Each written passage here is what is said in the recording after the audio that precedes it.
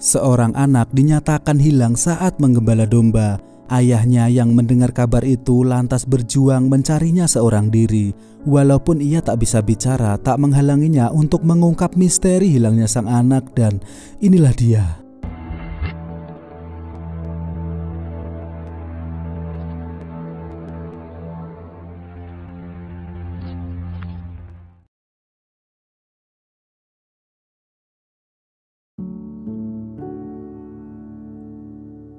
Pada musim dingin yang kering di sebuah perbukitan tandus dekat area tambang, hiduplah seorang anak dari keluarga miskin yang menggembala domba di lembah tersebut. Sambil mengawasi domba-domba imutnya yang mengais rumput-rumput kering, si anak yang bernama Lee menyempatkan diri untuk bermain menyusun batu di bawah sutet.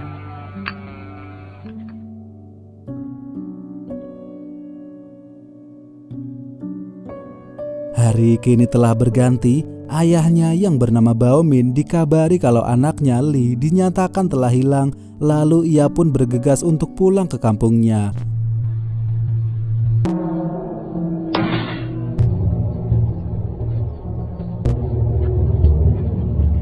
Setelah sampai, Baomin mampir ke sebuah kedai gulai domba milik teman lamanya. Di warung itu ia celingak-celinguk mencari anaknya karena pada masa lalu Baomin pernah terlibat masalah dengan temannya si pemilik kedai ini. Saat itu desa mereka akan dibeli bos besar untuk membuka pertambangan. Semua orang desa setuju karena akan mendapatkan uang yang sangat banyak. Namun tidak dengan Baomin, ia menolak tawaran itu dan bersikeras mempertahankan tanahnya. Sampai akhirnya si pemilik kedai pun memaksa Baomin hingga terjadi pertikaian di dalam sana.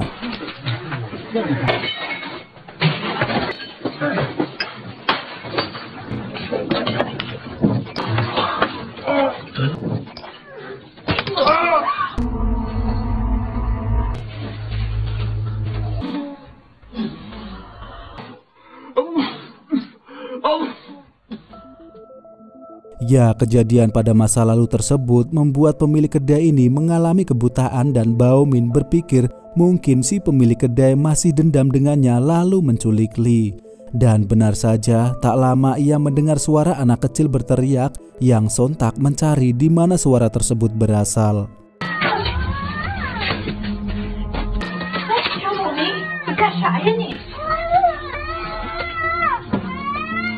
Ternyata itu bukanlah Lee, melainkan anak dari pasangan pemilik kedai itu sendiri yang terlihat sedang sibuk mengolah daging domba di dalam dapur dengan mata buta sebelah akibat kejadian di masa lalu dengan Baomin yang nampaknya masih menyisakan dendam lama yang tak akan pernah berakhir. Menyadari bukan si pemilik kedai atau si buta yang menculik Lee, Baomin akhirnya pulang menuju rumahnya. Diketahui istrinya yang bernama Mei sedang sakit dan hanya bisa terbaring di kasurnya. Mei bilang kalau adiknya sudah mencari kemana-mana, tapi hanya domba-domba yang ia temukan. Sedangkan Lee sampai saat ini tak juga kembali pulang. Ditemani adik iparnya, Baomin kemudian menuju tempat di mana Lee biasa menggembala. Namun di sana ia hanya menemukan batu yang pernah disusun oleh Lee sebelumnya.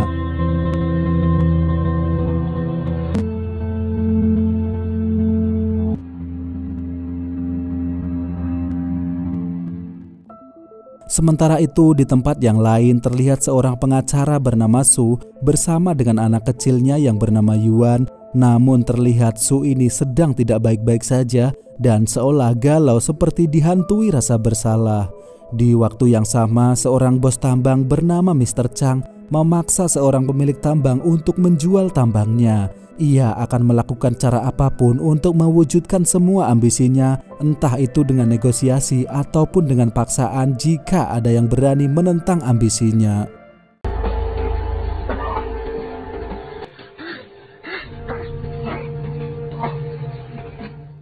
Waktu terus berjalan maju. Baomin bertanya ke kantor polisi tentang kelanjutan kasus hilangnya sang anak. Dan diketahui ternyata Baomin ini tidak bisa ngomong alias bisu karena lidahnya telah hilang saat dianiaya pacar mantan pada masa lalu. Setelah dari sana, Baomin tanpa kenal lelah terus mencari anaknya, menyusuri bukit, jalan serta lembah, namun tetap saja belum mendapatkan hasil. Dengan rokok Magnum Blue di tangannya, ia memandang jauh mencari Lee yang hilang secara misterius.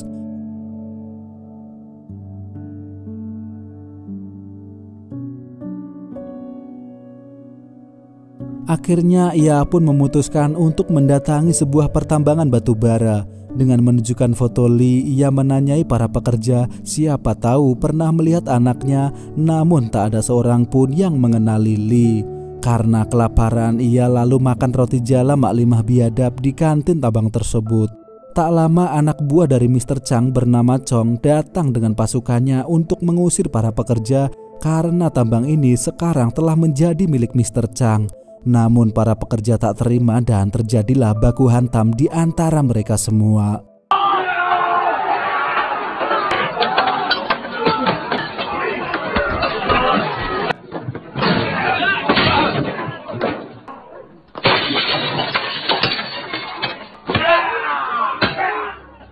Melihat bapak kantin digebukin, Bao Min tak terima dan mau tak mau ikut terlibat dalam perkelahian tersebut.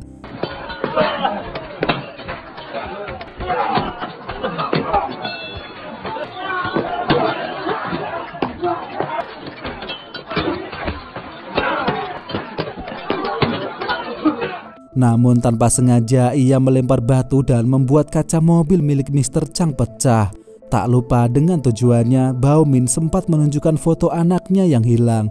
Lalu Chong yang tak mau dimarahi bosnya karena kaca mobil yang pecah membohongi Bao Min kalau ia pernah melihat anak tersebut. Namun Bao Min harus ikut dengannya ke kantor Mr. Chang.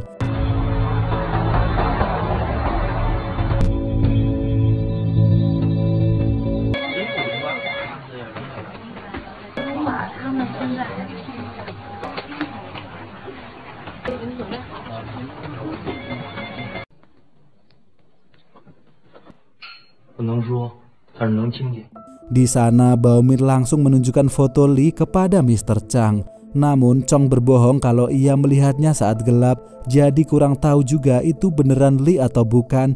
Yang penting ia sudah membawa Bao Min yang memecahkan kaca mobil, dan tiba-tiba mata dari Bao Min tertuju ke sebuah ruang rahasia di sebelah meja yang membuatnya sangat penasaran.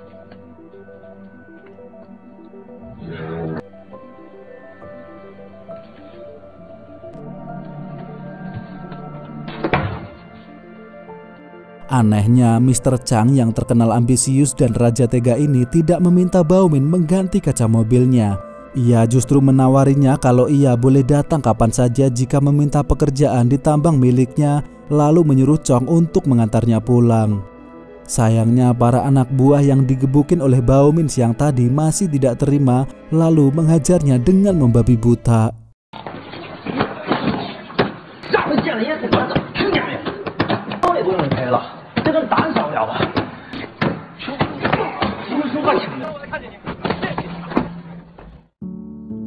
Sesampainya di rumah, adik iparnya mengatakan kalau sebelum Lee hilang, ia sempat melihat sebuah mobil parkir di atas bukit.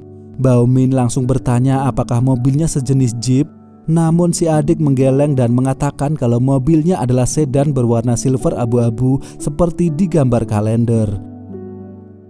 Scene berpindah ke Mr. Chang yang didatangi para jaksa untuk menyelidiki kasus sidang terkait tambang ilegal di mana ia diduga telah menipu jaksa serta hakim dengan saksi palsu. Ia meminta untuk menghubungi Su pengacaranya, namun para jaksa itu berkata kalau Su kini telah berhenti menjadi pengacara. Mendengar hal itu, Mr. Chang pun menyadari kalau rahasianya mungkin telah dibocorkan oleh pengacaranya sendiri, yaitu pengacara Su yang kini tak pernah mau lagi mengangkat teleponnya.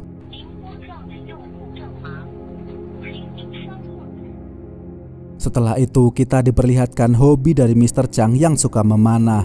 Namun ia menyadari bahwa mata panahnya ada yang hilang. Terlihat juga tas itu sangat kotor dengan debu dan rumput-rumput kering. Dan mata panah yang hilang itulah yang akan menjadi kunci dalam film ini. Esok harinya tanpa kenal putus asa, Bao Min mencetak selebaran foto anaknya yang kemudian ia tempel di tembok-tembok serta membagikannya kepada khalayak ramai. Tak lama ia melihat si Chong yang terlihat buru-buru lalu membuntutinya dengan motor GL Pro yang ia curi.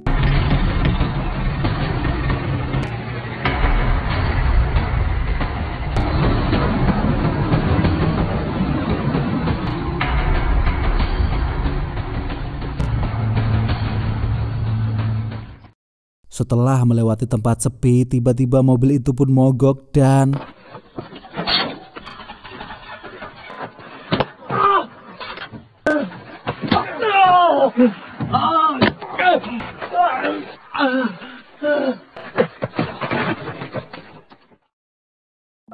di mobil itu ia melihat seorang bocah yang dibungkus karung. Bao Min pun menyelamatkan bungkusan itu, namun teman-teman Chong telah datang dan terjadilah aksi kejar-kejaran di antara mereka.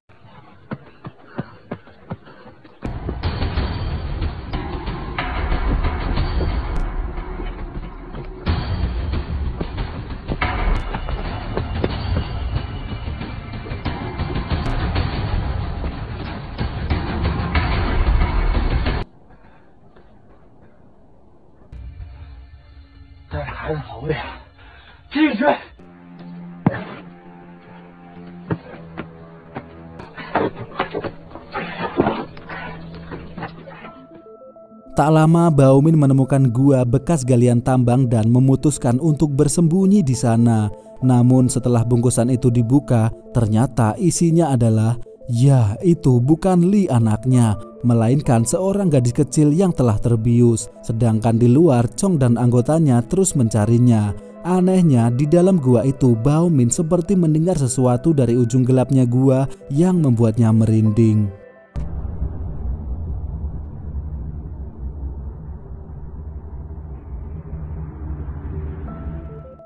Di sisi lain, pengacara Su yang tahu kalau anaknya diculik bergegas mendatangi Mr. Chang karena merasa Mr. Chang memang punya dendam dengannya.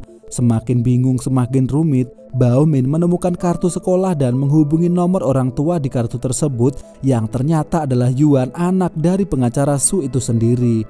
Namun tak lama ia dipergoki oleh Chong dan kembali terjadi kejar-kejaran. Karena tak bisa ngomong, ia pun mengirim SMS yang mengatakan bahwa aku menyelamatkan putrimu dan temuilah aku di perempatan mie ayam Pak Slamet secepatnya.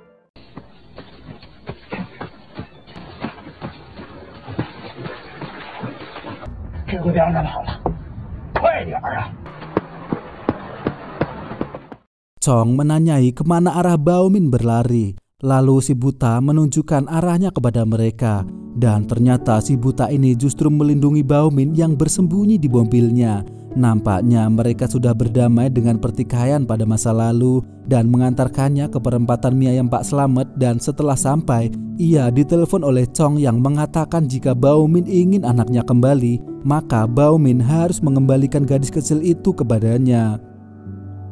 Mendengar hal tersebut, Bao Min pun semakin yakin kalau Chong dan Mr. Chang lah yang telah menculik anaknya, lalu berencana mendatangi Mr. Chang kembali untuk menuntut balas dengan menumpang truk sayur. Sementara itu, Su telah sampai di perempatan, namun tak bertemu dengan Bao Min dan parahnya lagi HP-nya kini malah lowbat.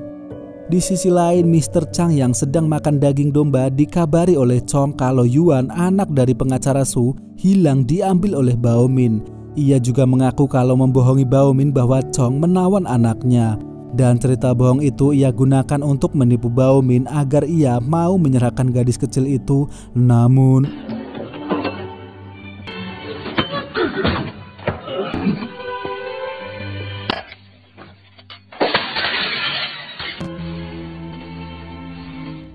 di sisi lain, Su kini meminjam charger di rumah si buta, pemilik kedai gulai domba. Dan tiba-tiba anak dari si buta mendatanginya dan memberi gestur memanah yang entah apa maksudnya. Tetapi Su seolah mengetahui gestur tersebut yang membuatnya tertegun dan gemetaran.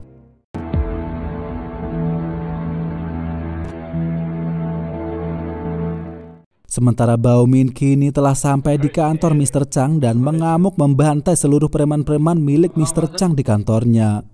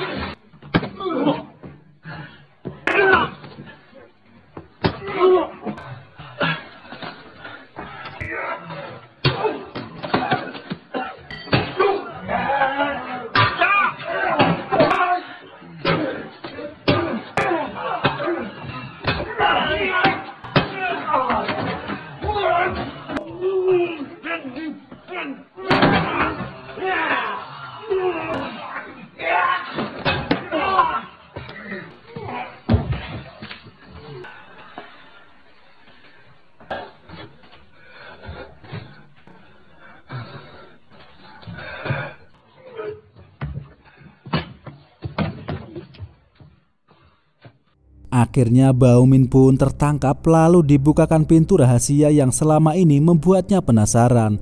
Ternyata tak ada siapa-siapa di sana dan hanya ruangan latihan memanah milik Mr. Chang.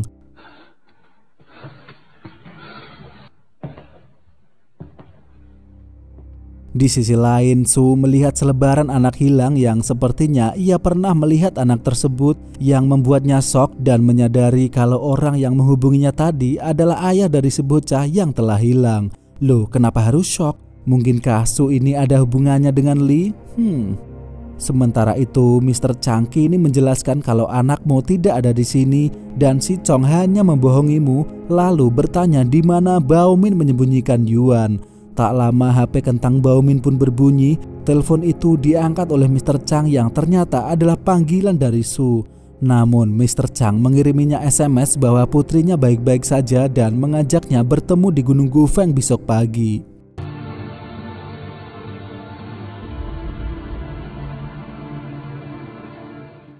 Mentari telah datang dan gelap pun menghilang. Yuan terbangun dari bius memanggil ayahnya sambil menangis di dalam gua yang misterius.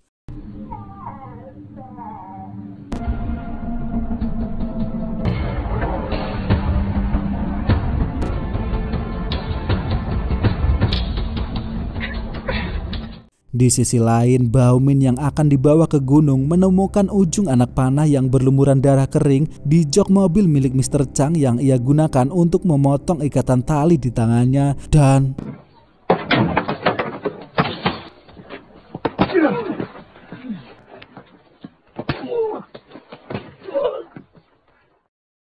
Ya, akhirnya Baomin berhasil kabur. Sementara Su juga telah sampai di gunung tersebut dan tak sengaja bertemu dengan Baomin. Di sisi lain, Yuan yang terus-terusan menangis tiba-tiba dilempari batu oleh seseorang dari ujung gua yang sangat gelap, yang ternyata itu adalah Lee.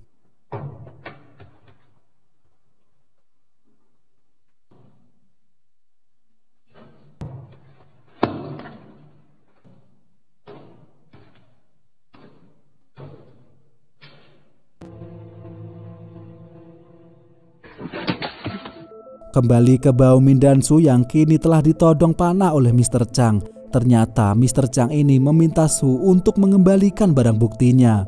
Entah barang bukti apa, tapi rupanya ada sesuatu rahasia di antara mereka berdua yang tak ingin diketahui oleh Baomin dan...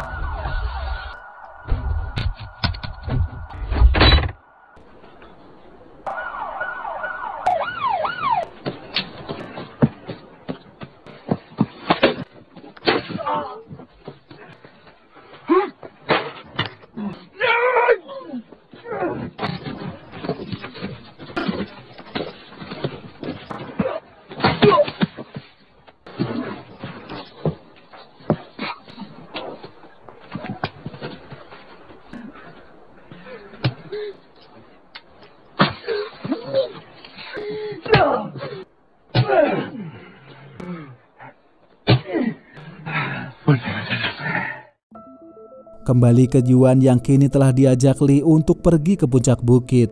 Sementara Su dan Baomin bergegas menuju tempat Yuan berada, namun polisi telah datang mengepung mereka. Saat itu Mr. Chang yang terluka mencabut benda di lukanya yang ternyata adalah anak panahnya sendiri yang telah hilang. Dan anak panah itu adalah bukti yang tadi ia tanyakan kepada pengacara Su, lalu menyembunyikan bukti kejahatan itu dan menguburnya di dalam tanah. Setelah sampai, Su terlihat terkejut melihat tempat ini. Sepertinya tempat tersebut pernah ia datangi sebelumnya. Sementara Yuan kini telah diajak naik ke puncak bukit oleh Lee. Dan diperlihatkan lagi Su yang sedikit ketakutan melihat tempat ini yang seakan ia pernah melakukan sesuatu di gua tersebut. Di waktu yang sama, Yuan kini telah sampai di puncak bersama Lee memandang jauh ke ujung dunia. Lalu Su berteriak karena ternyata Yuan sudah terbujur kaku di gendongannya, yang artinya adalah bocah di puncak bukit tersebut tak lain tak bukan adalah arwah dari Yuan dan juga Lee yang telah tewas.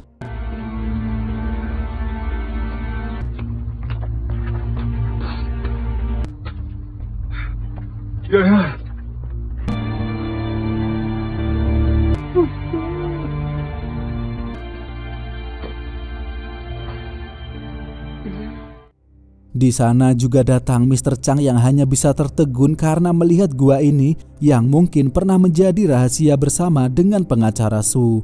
Su yang menangis memanggil nama anaknya sekeras-kerasnya dan seketika membuat arwah Yuan menengok ke belakang.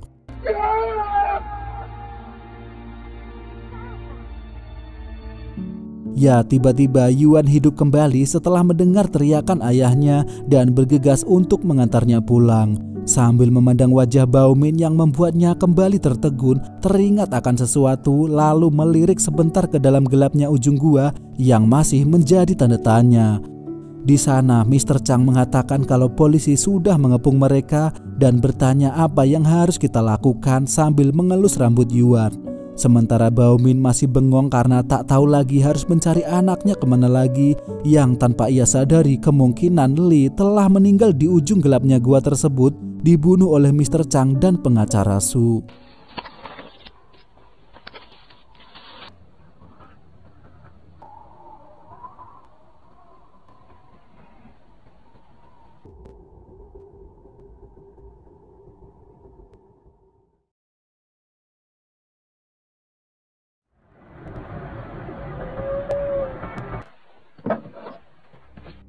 Di kantor polisi, Mr. Chang didakwa atas kejahatannya mengoperasikan tambang ilegal yang telah mencemari lingkungan.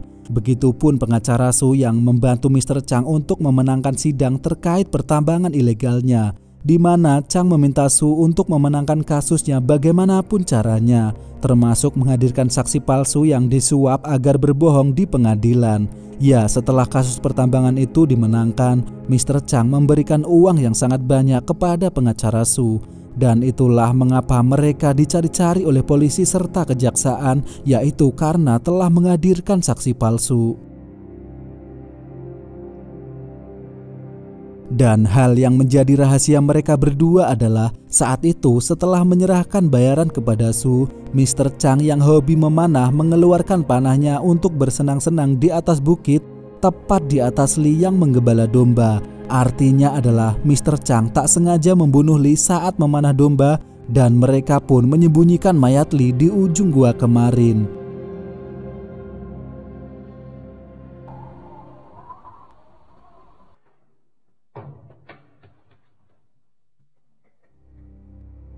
Sementara Bao Min yang malang kini masih melanjutkan perjuangannya mencari Li.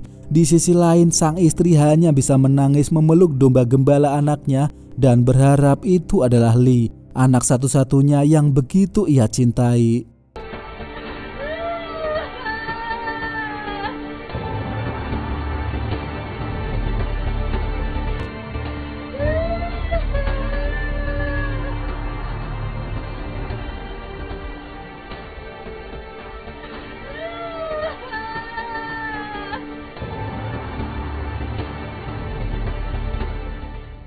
Bao Min tak tahu kalau anaknya telah mati di ujung gua tempat ia menyelamatkan Yuan kemarin dan terus berjuang mencarinya tak kenal lelah tanpa mengetahui fakta yang sebenarnya.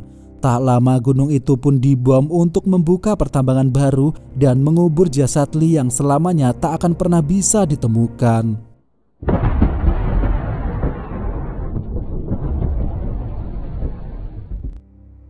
Di akhir kisah, si buta memarahi anaknya yang mencoret-coret tembok kedai lalu menyuruhnya untuk segera makan. Namun ia dibuat terkejut tatkala memperhatikan gambar coretan anaknya yang ternyata adalah gambar kesaksian di mana Li tewas terkena panah saat menggembala.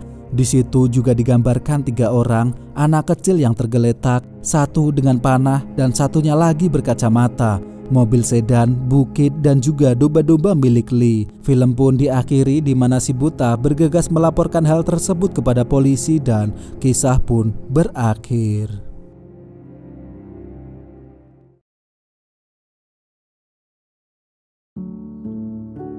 Gimana? Wow banget kan ceritanya? Jadi Mr. Chang tak sengaja membuat Li terbunuh dengan panahnya dan pengacara Su adalah saksi matanya. Mereka menyembunyikan mayat Li di sisi dalam gua yang naasnya adalah tempat yang sama ketika Bao Min menyelamatkan Yuan.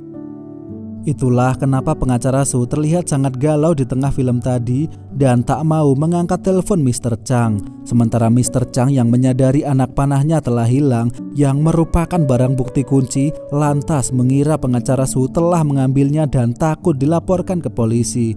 Itulah alasan Mr. Chang menculik anak Su agar bukti anak panah itu dikembalikan. Padahal Su tidak menyimpannya dan anak panah tersebut sebenarnya tertinggal di jok belakang mobilnya sendiri yang ditemukan oleh Bao Min untuk memutuskan tali ikatannya kemarin dan menusuk paha Mr. Chang saat berkelahi. Ya, peristiwa tewasnya Lee itulah yang mereka berdua takutkan, bukan pertambangan ilegal yang ketahuan. Pesan moral dari film ini adalah ketika bukti telah hilang, hanya kejujuranlah yang dapat mengungkapkan segalanya. Mirisnya bagi Bao Min, ia akan menderita seumur hidup mencari anaknya. Jikalaupun jasad Lee ketemu, tetap saja ia akan patah hati melihat bibir anaknya yang tak bisa tersenyum kembali. Dan kita harus selalu ingat kata pepatah, mens sana in corpore sano, yang artinya adalah penonton boleh berencana, namun hanya sutradaralah yang berhak menentukan endingnya. Sekian cerita kali ini, Sobat Film pamit dan